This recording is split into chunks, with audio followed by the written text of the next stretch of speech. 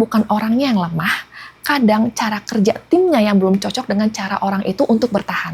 Banyak orang yang kerja lebih bukan karena diminta langsung, tapi karena takut dinilai kurang. Kita bikin batas yang bisa dijalankan, bukan batas yang terdengar keren. Batas itu sering gagal bukan karena orangnya nggak tegas, tapi karena batasnya nggak realistis. Misal,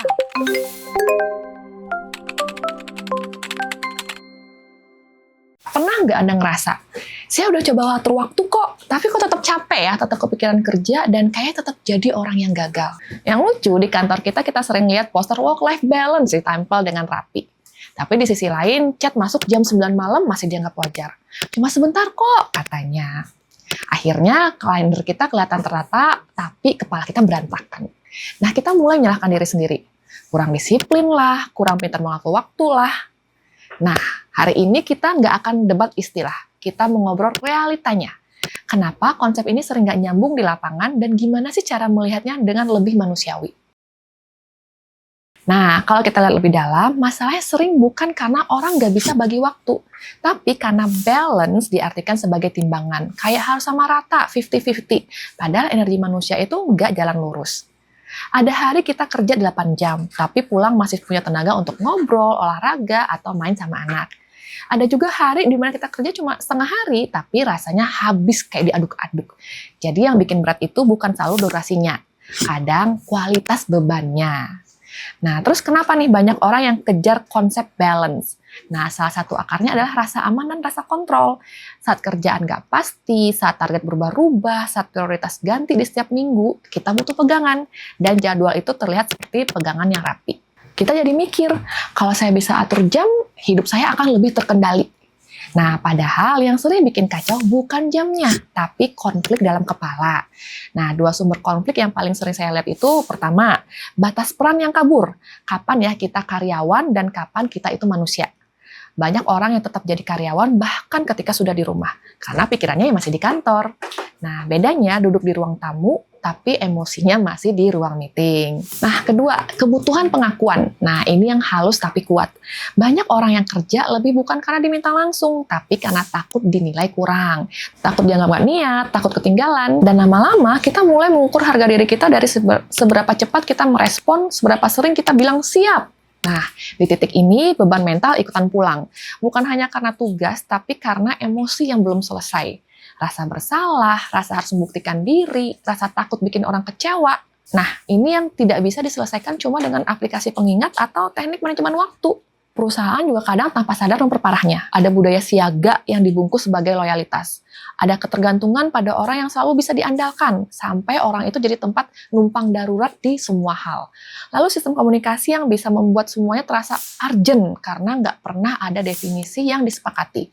Apa sih yang benar-benar darurat, dan apa yang bisa menunggu besok? Jadi wajar kalau yang namanya work-life balance itu terasa seperti mitos. Karena yang kita lawan bukan sekedar jadwal, tapi juga cara kerja yang menempel ke psikologi manusia. Nah, kalau problemnya bukan cuma soal waktu, berarti solusinya juga bukan cuma soal atur jam. Kita perlu pendekatan yang lebih realistis dan ngasih ruang untuk ritme, batas, dan kapasitas energi.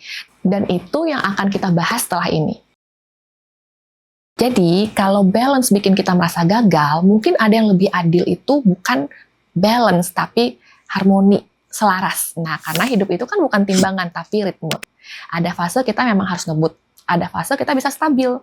Yang sering dilupakan orang adalah ada fase kita perlu recovery tanpa harus merasa bersalah. Nah, ini biar nggak berhenti jadi wacana saja, saya mau kasih nih 4 langkah yang praktis. Bukan yang ideal di atas kertas, tapi juga bisa beneran kita coba minggu ini.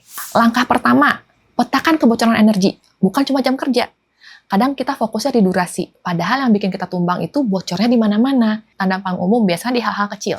Misalnya, jadi cepat sensitif, tidur nggak nyenyak, gampang terdistraksi, atau mulai sinis sama hal-hal yang dulunya biasa aja padahal. Nah, coba kita tanya sama diri sendiri, atau kalau Anda leader, tanya ke tim dengan kalimat yang sederhana. Bagian kerja mana yang paling menguras energi kamu secara emosional akhir-akhir ini? Bukan yang paling banyak, tapi yang paling menguras. Kadang jawabannya bukan tugasnya, tapi cara komunikasinya. Atau ada rasa takut salah, atau perasaan selalu diawasi. Dan begitu kita ketemu sumber bocornya, kita punya peta nih. Kita nggak lagi tebak-tebakan. Langkah kedua, kita bikin batas yang bisa dijalankan, bukan batas yang terdengar keren. Batas itu sering gagal bukan karena orangnya nggak tegas, tapi karena batasnya nggak realistis. Misal, saya nggak mau diganggu setelah jam kerja, tapi kerjaannya memang lintas waktu, atau memang ada klien yang butuh respon cepat. Jadi sebenarnya yang lebih workable itu biasanya bentuknya begini.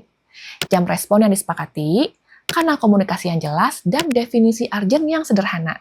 Contohnya, kalau urgent, telepon. Kalau chat berarti bisa nunggu sampai besok. Kedengarannya sepele, tapi ini menyelamatkan banyak energi.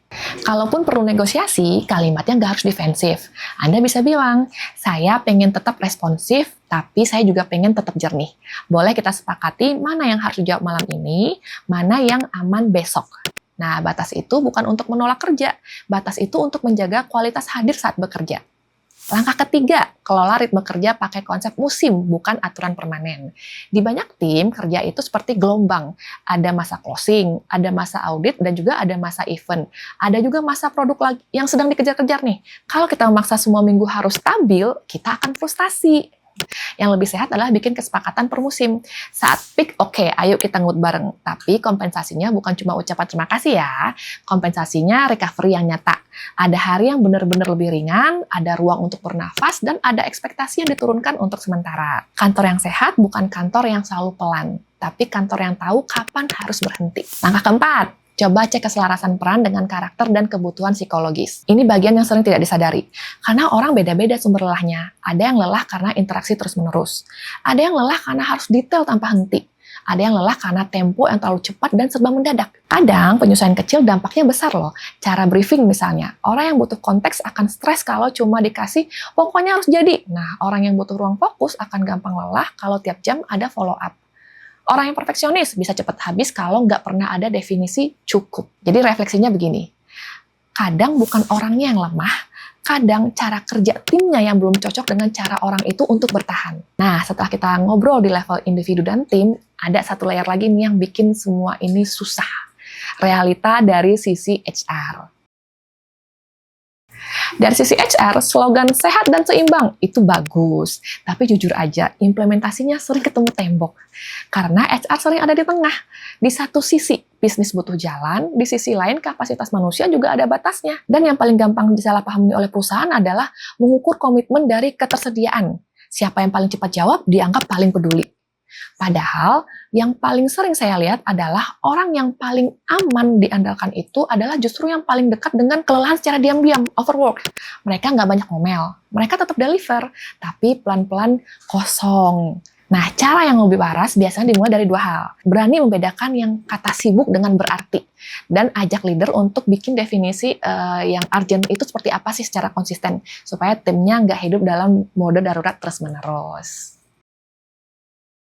Jadi mungkin kita nggak perlu mengejar hidup yang seimbang sempurna.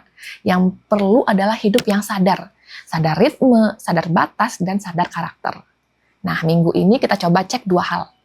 Apa yang paling menguras Anda, dan apa yang bisa memulihkan Anda.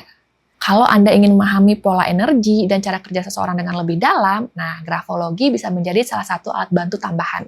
Materi gratisnya ada di grafologiindonesia.com/gratis. Sampai jumpa di video berikutnya bersama saya Dila di HR Insider.